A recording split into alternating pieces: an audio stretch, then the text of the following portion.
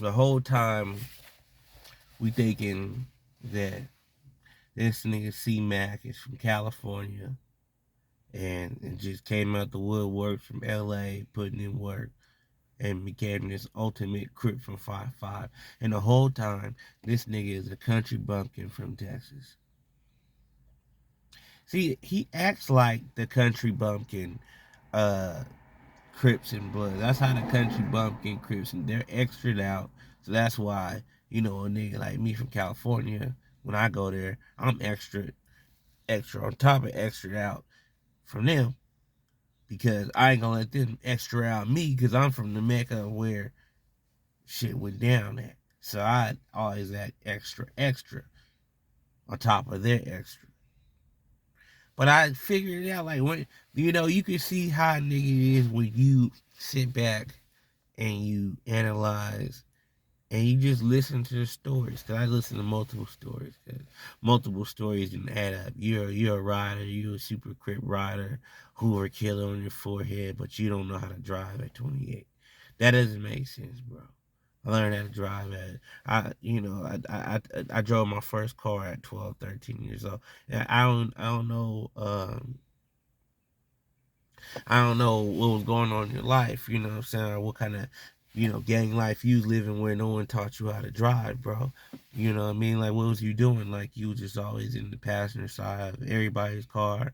If you did catch a ride, like, and then you say you from 60s and you claim 60s in LA, went to Texas, 60s out there, got beat up, kicked out of 60s, and now you're back and you're on 55th Street.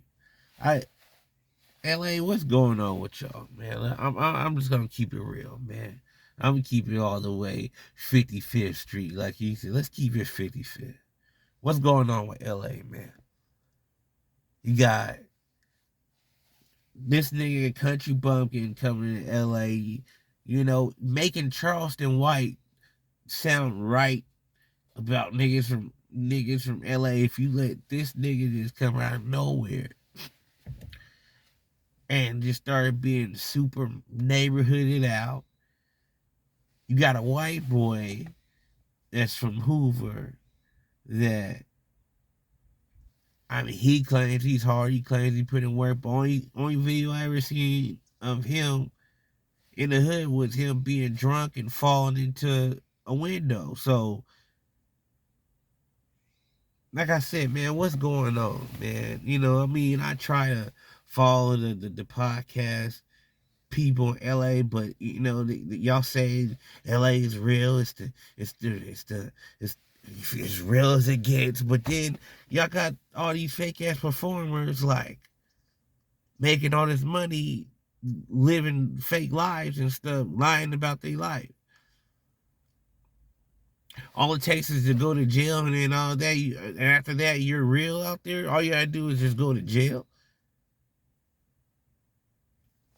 Man, this is why I haven't really been doing this shit.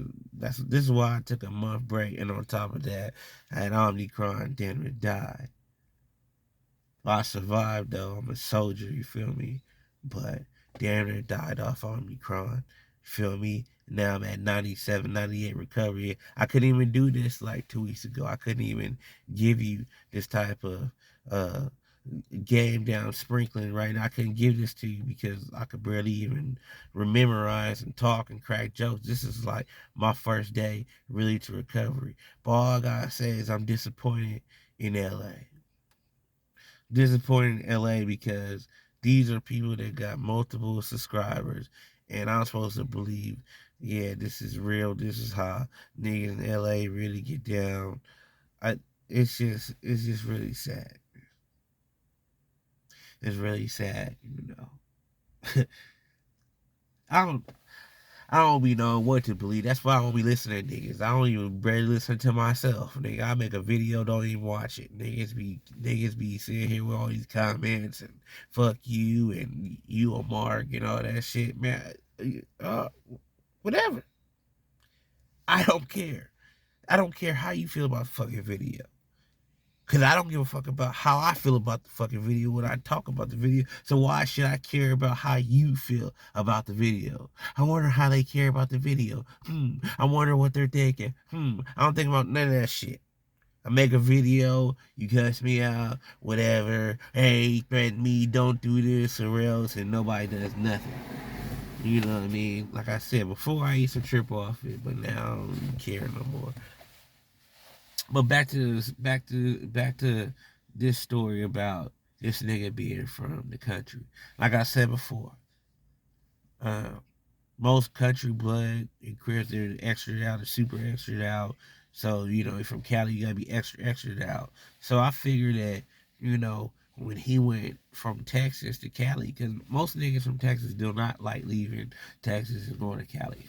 They usually go to Cali, be like, I'm cool, I'm going right back to Texas. I don't know if Texas got a spell. I don't know what some food in Texas or something. They got them brainwashed to believe Texas is a better state than California. I have no idea how they believe that, but I let them believe what they want to believe. But all I know is every time I went to Texas, I was running my way, finding my way back to California as fast as possible. So it's just crazy how uh,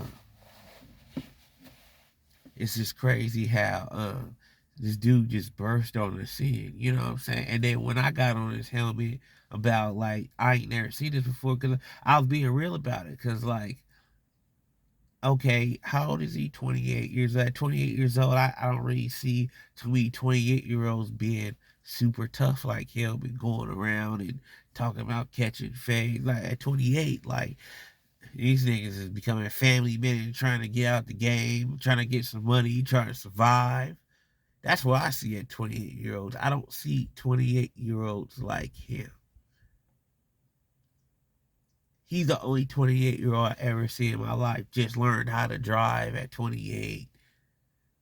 Super cripped out with the blue rag gang bang. I'm like, come on, man. Like, is this a game to people? This is what is